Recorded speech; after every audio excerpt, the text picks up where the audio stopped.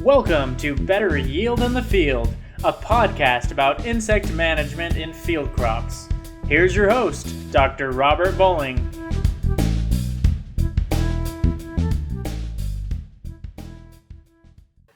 Hello, this is Robert Bowling, and welcome to Better Yields from Your Fields. And this morning, we're going to be talking about sugarcane aphid, where we're at right now in South Texas, and kind of looking down the road and see what we might expect from this critter later on the season. But with me today, I'm very fortunate to have the young Jason Thomas. He is a master's student at Texas A&M University, and he's doing a lot of the video that's we're going to be testing this year to see how folks learn. So, Jason, welcome.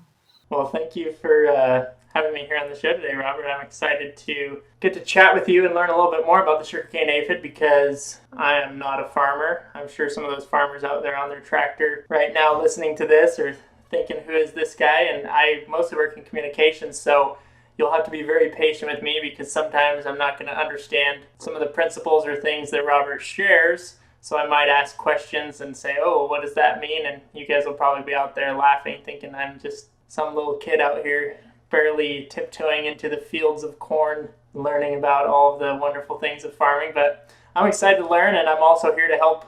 So Robert, when you do these podcasts, I'm helping Robert so it doesn't sound like he's just talking to himself and having a conversation with himself. So, Although I do that sometimes. I'm going to be helping ask and facilitate by asking some of the questions, and kind of the point of this podcast, eventually we'll get some different guests to come on to the show and talk with Robert and talk about some of the different field crop insect pests and some of the good insects that we want to have in our fields. But kind of the thing that we're doing. So what qualifies you to talk about the sugarcane aphid, Robert? Because some folks out there might not know your background, so why don't you tell them just really quickly kind of what you do? Well, thank you, Jason, and I am the Extension Entomology Specialist for District 11, so that's basically the coastal Bend region of Texas. I extend up into the Winter Garden area. A lot of my work is split between educational, which is basically outreach, summarizing research projects on this insect as well as others, and I also do some research myself. A lot of my research over the past couple of years has really been focusing on this insect, and we will continue those focuses through the season. So I look forward to it. There's always a lot more to learn about this aphid than what even the so-called experts think they know, and that would include me. We tend to think that we know everything about an insect, and then it throws a curveball at you. So we're anxious this season to get another year under our belts and see what we can figure out about this insect and how we can help our clientele manage this insect. Well, I think that's one of the most interesting things about science in general is that we get to always ask questions and there's always something new to learn. When I was out at Purdue University working out there for a bit and I was first introduced to entomology and working with science, I felt like a 3-year-old on steroids or something because you just get to ask questions all the time and people don't get mad at you for asking questions. They're like, that's an interesting question. And so we're just always asking questions, and there's a lot we have to learn about the sugarcane aphid and other insects. So I'm just excited to learn from you and continue to learn from this podcast. So I wanted to talk with you a little bit more about the sugarcane aphid because that is a concern that some people have. So what are we currently seeing with the sugarcane aphid right now? I mean, right now we're recording on April 5th, 2016. Up to this point, what are we seeing and what's going on with the sugarcane aphid this year? That's a good question, Jason. As many of you know out there that we really haven't had a real severe winter, and it's been very dry, which is very different from where we were this time last year with all the rain. In fact, the record rainfall that we had through the first 6 months of 2015. So what we saw January through February is above average conditions as far as the heat. Temperatures were high, our rainfall was low.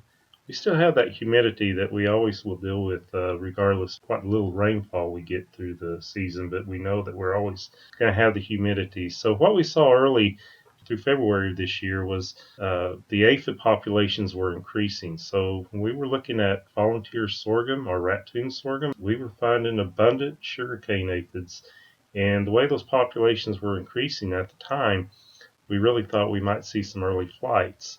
But in March, things changed. We got a little rain. In fact, we had a little over 5 inches over a 3-day period around the first part of March. And then it got cool. And that's two things that this aphid really doesn't like. It doesn't like the cool temperatures, and it doesn't like a lot of rain. So that can really impact uh, their population growth. So where we're at today is populations have dropped along the coastal bend areas. We can still find the aphid overwintering on Johnson grass, on ratoon sorghum, as well as some of the volunteer sorghum. Now, what's interesting is the lower Rio Grande Valley always starts out a little bit ahead of everyone else. So they plant a little bit earlier, and things just tend to happen a little bit earlier there. And I was visiting with our IPM agent down there, Danielle Secula Ortiz, yesterday, and she had told me that finding increase in populations of sugarcane aphid on Johnson grass, and they're just now starting to pick up some sugarcane aphids in the sorghum fields, and those populations are very light right now. They're finding just 10 or fewer aphids on some of those plants, so we're just starting to see those infestations picking up in our production fields. Well, I'm really curious about this with the weather and how the aphids interact with these cooler temperatures or drier and humidity. Has anyone or have any of your colleagues kind of seen any patterns in greenhouses where they can actually control the temperatures and things? Has anyone kind of done any testing with that? I'm just kind of curious if we know that much about the biology of this insect. Jason, there's not been a lot of work as far as official research looking at the effect of temperature on sugarcane aphid population growth. A lot of this is just anecdotal evidence. We see this. One of the things that we found last year with this aphid up in Kansas was later in the season, September, especially late September, as as the nighttime temperatures started to decline. They really started seeing a slowdown in sugarcane aphid population growth, and those populations really started to decline as those nighttime temperatures dropped. And of course, when you get into late summer, early fall, up there in kind of some of those more northern climes, especially up in Kansas and farther north, we start seeing those temperatures. The daytime temperatures start dropping, as well as those nighttime temperatures. And it's probably those nighttime temperatures that have the biggest effect on the aphid. That's what we think right now. We're not really 100% sure, but it sure looks like those overnight temperatures can have a big impact on the aphid. Hmm. So, speaking of the weather, I don't know. I sometimes personally get sick of the weathermen because they make these forecasts and predictions, and then they're usually quite wrong or something. You know, they told us we were going to have lots of rain last week, and we didn't even get any. So it was nice and sunny and good for going out and collecting insects for my classes. What kind of a forecast could you make for this year, or are you just not quite sure because it's just still something that we're not quite understanding yet? Do you have any forecasts for this year of any things that are going to happen with the sugarcane aphids that you could confidently say, or are you just kind of still wondering what's going to happen this year? I think most of it right now, Jason, is still up in the air. We're just wondering what the environment's going to bring us. So what I can say is that if it stays, I'm confident that if it stays dry, where we see lack of rainfall, as these temperatures start increasing, we'll start seeing these aphid populations increase as well. If you start seeing a little bit of moisture stress in these hybrids, these aphids also seem to build up quite rapidly. My thought process right now is if we stay dry, I really think this aphids populations will increase, and it's something that farmers and our consultants should be aware of and should be checking early just to see how these populations are building up. And of course, as always, it doesn't matter if we're talking about sugarcane aphid or any other pest of sorghum. It's really important to be out in those fields and checking to see what the populations are doing. And the sugarcane aphid isn't any different from any of the other pests that we deal with in sorghum. It's just one that we have to be cognizant of, be diligent with our scouting efforts, and the thresholds are set. Thresholds are 50 to 125 aphids per leaf, and as we approach those thresholds, we really need to start thinking about managing the aphid by insecticides, and we're quite successful managing this aphid when they're scouted properly and those sprays are made on time, and we're using the right volume of water as a carrier to make sure we're getting complete coverage of that foliage. Now, on the flip side, if we get cool and we start getting into a rainy cycle, I think this aphid will have a little bit more of an issue trying to increase its populations. And from that standpoint, may not be as big of an issue as we saw in 2014. We were in a real rainy cycle, and the aphid populations just never built the way we thought they might. Now, I think it's real important, too, to remember that once the hot, dry conditions returned toward the end of June and July of 2015, we did see this aphid bounce back really quick. Those populations increased really fast, and we were close enough to harvest where most of the fields escaped the need for an insecticide application, but it does just show you that with these hot, dry conditions that this aphid is really, really good at increasing its populations in a very short period of time.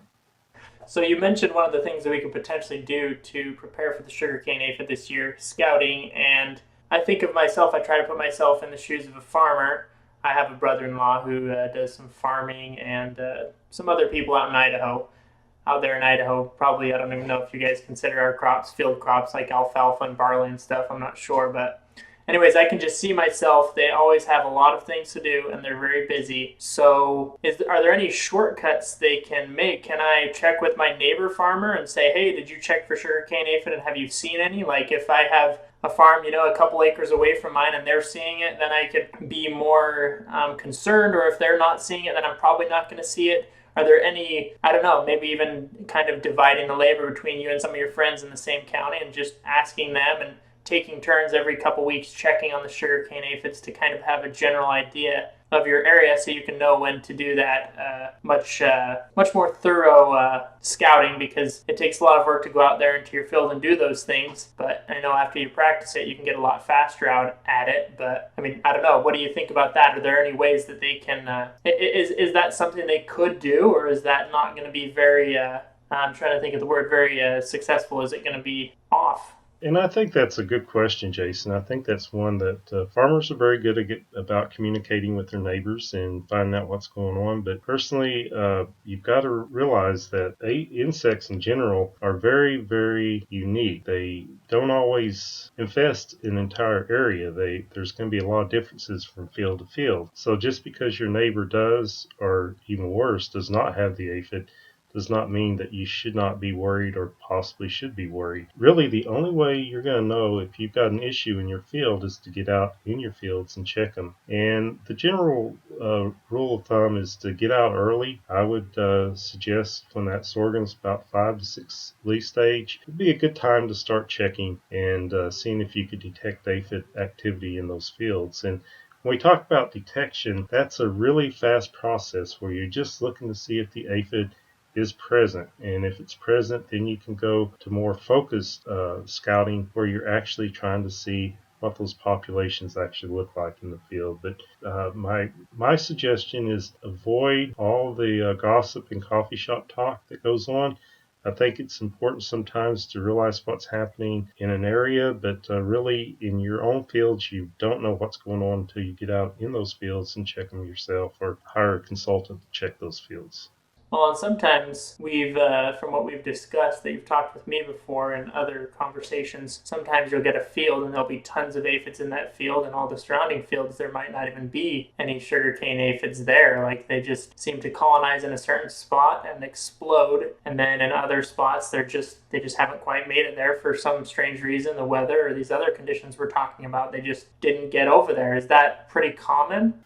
Jason, that's pretty common. That we see that all the time, and even within a field, we can see areas within the field where the aphid populations are quite heavy, while in other parts of the field, they're not quite as heavy. And a lot of times what we see initially is a clumping effect where the aphid may be very clumped within the field. So you may scout, and as you're scouting, you may find a little area where the aphid populations are quite high, and in other areas where it's very difficult to find the aphid at all. So one of the things we suggest as far as the entire process, detection is basically just seeing if the aphid is present, and that's the early part of the process. Now, one of the things that I think it's important for a farmer to think about is whether or not the seed that he planted had an insecticide seed treatment. If the seed is treated with insecticide seed treatment, those are very effective at reducing those aphid populations or possibly even eliminating those aphid populations for 30 to 40 days after that seed is planted. Now,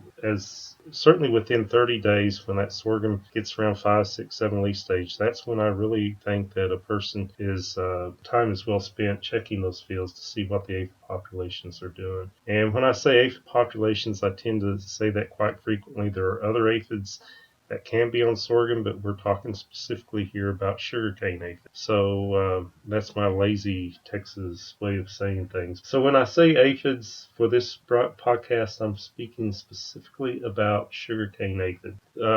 So when that sorghum hits about 5 to 6 leaf stage, it's a good time to go out there regardless if the field is, basically if the field has insecticide seed treatment. If your sorghum does not have an insecticide seed treatment, I would probably be out there 2, 3 leaf stage and start looking to see if you can find presence of the aphid and then go into your regular scouting routine. But the initial phase of detection involves checking edges and within the field to see if the aphid is present. And a lot of times when we see the initial activity, a lot of times it may be on the underside of the upper leaves instead of the lower leaves. And that's when we typically start seeing these winged aphids move in, and there may be 1 or 2 babies around that winged aphid. And that's a good indication that the field, that the aphid is there, but possibly not colonized yet. And we really don't consider a field colonized until we see populations on the underside of the lower leaves. And so our scouting efforts initially with the detection phase is just to go into the field, move about 50 feet down a row, check the upper and lower leaves, and just see if you can find the aphid. If the aphid is present but not yet colonized, where you're actually seeing colonies on the underside of the lower leaves, you know that that field needs to be scouted a little more intensely in the future. And so that's when we recommend going into weekly scheduling or weekly scouting phase until we actually see the aphid colonizing. And once we see the aphid colonized, we're seeing small colonies on the underside of the lower leaves. At that phase or that point, we move into a phase we call intense scouting, where we're recommending twice weekly scouting just to follow those populations, because they can build very rapidly, and if you don't stay on top of this aphid, it can get out of hand very, very quickly.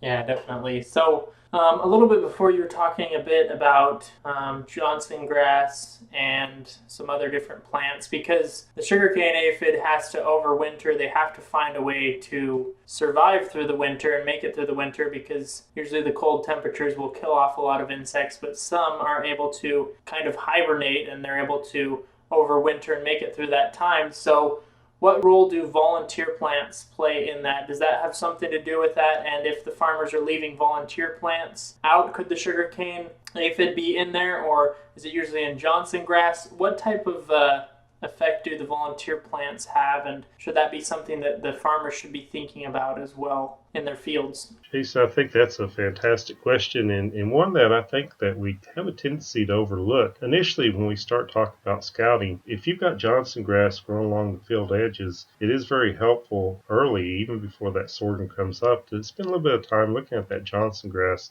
to see if you can find overwintering populations on the Johnson grass itself. And of course, on the Johnson grass, you're generally going to find the aphid in the same general area. It's going to be on the underside of the leaves, so that can be a very important source for the aphids moving into the field. And initially, we really think that the sugarcane aphid moves from those overwintering sites, especially along field edges on Johnson grass, into the edges, and that could be the initial source. Now, for the question about volunteer and raccoon sorghum, most certainly those are excellent overwintering sites for the sugarcane aphid. So if you have a field, and I know that most of the fields are planted now, but in the future, just as a rule of thumb, if you have volunteer sorghum or raccoon sorghum, it's very important that that sorghum either be controlled with the herbicide or with plowing. It just eliminate that well ahead of planting, because what happens is as those young plants emerge, the aphid from the volunteer and raccoon sorghum will move right off that sorghum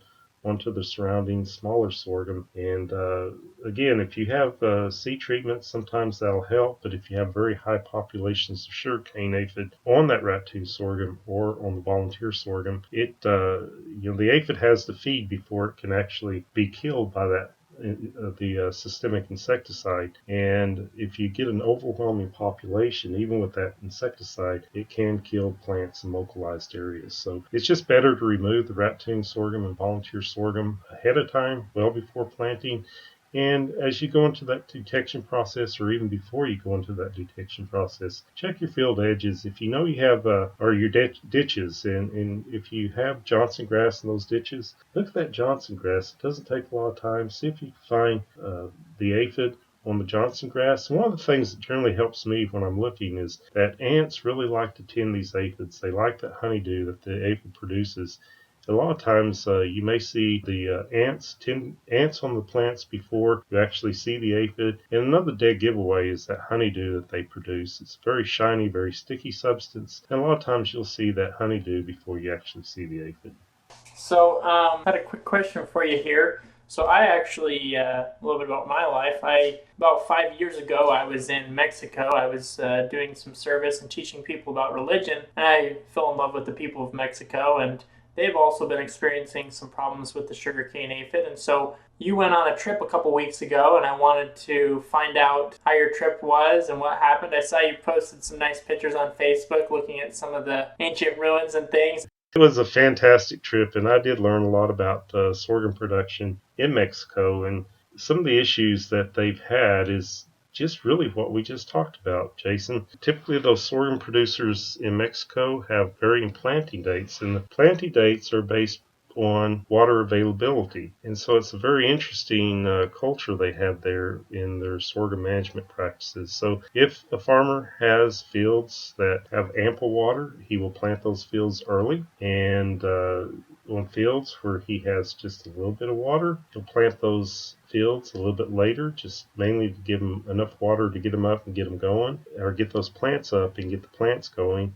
And on those dryland fields, they'll wait for the rainy season. So they're planting late May into June to take advantage of those July and August rains and help that sorghum get through. And some of those folks will even plant sorghum into the fall for a fall planting. So what I learned from that trip is, and one of the issues that they've had is the fact that on that first crop, they typically don't have a big aphid issue, a big sugarcane aphid issue. Those aphids start building up later in the season. Once they harvest that the sorghum, they'll leave that sorghum field alone. So those plants are still green, they're still growing, and they're producing aphids to move into that next planting. So that second planting is one where the aphids really start building. They may actually have to treat those aphids at some point in time, but we still have the aphids building in that first crop where we have a lot of raccoon sorghum or even possibly raccoon mixed with some volunteer sorghum. So there's that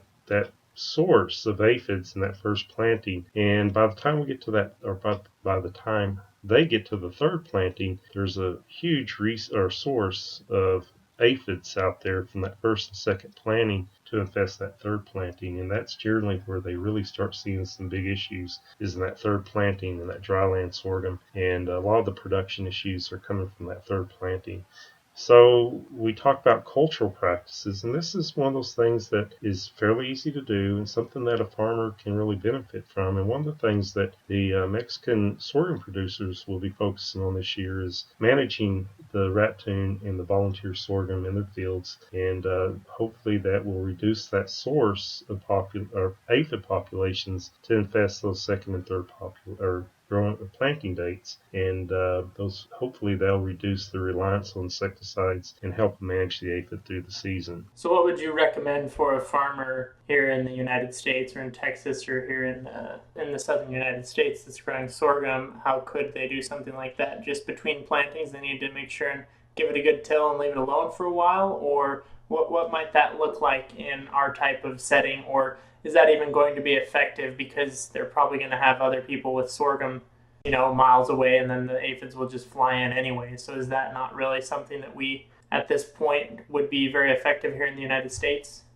Well, Jason, fortunately in the United States, we we typically go with a single planting date. So our planting is usually in March, and in the along the coastal bend area and even up into the winter garden area, those early planting dates are always most effective at controlling another insect, or at least reducing its populations, and that's the sorghum midge. So I think one of the cultural practices that is conducted with these early planting dates is very effective against not only the sorghum midge, but also helps us escape some of the early issues with sugarcane aphid as well. Now, for those farmers, I know it's not a very widespread practice, but we do have farmers that occasionally will plant sorghum in the fall as a second planting. And those are the crops that really need to be watched, because we still have active fields about that time. And certainly if there's sugarcane aphids in those fields, they will very readily move from those fields into the late planted sorghum, and we can see some issues there. So I think that there's a lot of things that farmers need to think about. And with that, I think that one of the things I learned last year was farmers will look at some of these hybrids that they think are highly resistant or highly tolerant to sugarcane aphids, only to find out that those fields and those hybrids will host or serve as a good host for sugarcane aphids and can be damaged by this aphid. So the big thing, and even with our early planting dates, to remember about post-plant resistance is that there really isn't anything that has been identified as being immune to the aphid, and really even the highly tolerant hybrids can have economic populations of the aphid. So all those fields should be checked, whether it's spring or fall planted. If you have a highly tolerant versus a susceptible hybrid, they all need to be checked just as if they were susceptible. And it's always, and I think that's our society. We're always looking for the easy button, and unfortunately, those easy buttons aren't very common. So, and especially with sugarcane aphid, there is no easy button. So for now, it's scouting, and keeping an eye on those fields and making sure that nothing gets out of hand. Don't be lulled into the false sense of security that, hey, I've got this hybrid out there, it's highly tolerant, I'm not going to have a problem with sugarcane aphid, because those situations will bite you. And one of the things that farmers will find is, insects are very fickle animals. They there's no rhyme or reason to what they do. So it's very possible that your most tolerant field, or your field planted to your most tolerant hybrid, is infested, and a neighboring field that's planted to a susceptible hybrid has no aphids. It's just the nature of the beast, and what we see with aphids, or, insects in general. They really there's no rhyme or reason to the way they infest fields or even plants within a field. So basically, the only way is to keep detecting and scouting and making sure with all those plants, and not feel like there's just an instant fix. I think that's a big issue that our society is having, that people think that there is I don't know, everybody wants black and white, like it's either fixed or it's not. But in reality, it's kind of gray, and even if you do have a nice hybrid, or even if you do get a lot of natural predators in there, a lot of insects fighting against them, it still might not be enough, and you just have to keep checking and decide whether to spray or not. You can't just say, oh, my field's good, I'm done, I can forget about it, and now I can go take care of all my other barley fields I've got to deal with. I'm going to forget about my sorghum and leave it over there on that side of my farm. Well, is there anything else you wanted to share, Robert, with the folks out there? Anything else you wanted to tell them to keep them up to date on the sugarcane aphid and any other particular field crop insects that are of importance at this time right now? Really, it's kind of quiet. There's a few reports of yellow sugarcane aphid being treated around the area, but those are kind of spotty reports. And with the sugarcane aphid, the big thing is just make sure you're in those fields, checking, getting there early, detect, and then follow through the season as far as make sure those aphid populations don't get out of hand. Probably, Jason, the only thing we haven't talked about is the insecticides that will be available in 2016. What I can tell you currently is that Savanto is available. It has a full registration, and it's not going anywhere. So that's the product right now that we have for 2016 to manage the aphid. It is effective at the 4-ounce rate. There is a Section 2 EE label that says that the application rates of the applications is between 4 and 7 ounces. Some people may choose to go with 5 just to get that extra kick, but 4 ounces has been working great in South Texas to manage this aphid. Even under some heavier populations, we've had good luck with 4 ounces. Now, the question around Transform is, will it be available in 2016? Folks, this is just an update. There has been a change that we need to let you know about. As of April the 11th, 2016, the EPA did approve the Section 18 request for Transform on sorghum to manage the sugarcane aphid. Most of the label is very similar to what it looked like the past 2 years, with the exception of the application window. There is a slight period of time when the application of Transform cannot be made to sorghum. That's around the flowering period. What the label says is the application of Transform cannot be made 3 days prior to flowering until grain set. Now basically what that means is that sorghum typically flowers about 5 to 7 days after panicle emergence. So that gives you a little bit of window even after panicle emergence to make that application and still be within that window of opportunity. And it cannot be made from flowering to grain set. So the question is, what is grain set? And that's going to be open to a little bit of interpretation. And most breeders consider grain set or kernel set to be in the milk stage, and that's usually 10 days after pollination. So we're looking at about a 2-week period when that application cannot be made to sorghum. Well, I hope the information in this update helps. And most certainly, if you have any questions about this podcast or about the new label for Transform, please don't hesitate to call your local county agent or contact me at robert.bowling@ag.tamu.edu. Awesome. Well, great. That'll be good. And we'll definitely be putting out another podcast in a few weeks, hopefully, so we can hear about that in the next one. Is there anything else you wanted to say to the folks out there sitting on their tractors? Well, I think that my big thing is just wishing everybody luck and a good production season. I think our farmers do a fantastic job. One thing I've always thought about farmers is that they do a job that is very, very difficult, and it's the biggest thing that our farmers across this country face is the fact that the biggest challenge to production is environment, and there's no way to control that environment. So I just hope that we get ample rain at the right times, and that the insects stay away, and that we have a good season and plenty of good production, not only in our sorghum crops, but cotton and corn as well. Today's episode was recorded on April 5th, 2016. Our guest for today was Jason Thomas. Thanks for listening to this episode. Better Yield in the Field is produced by Dr. Robert Bowling, with assistance from Jason Thomas. Sponsored by Texas A&M AgriLife Research and Extension. The music was Flutey Funk by Kevin MacLeod, shared under the Creative Commons license. Licensed under Creative Commons by Attribution 3.0 license. See creativecommons.com or incompetech.com for more information.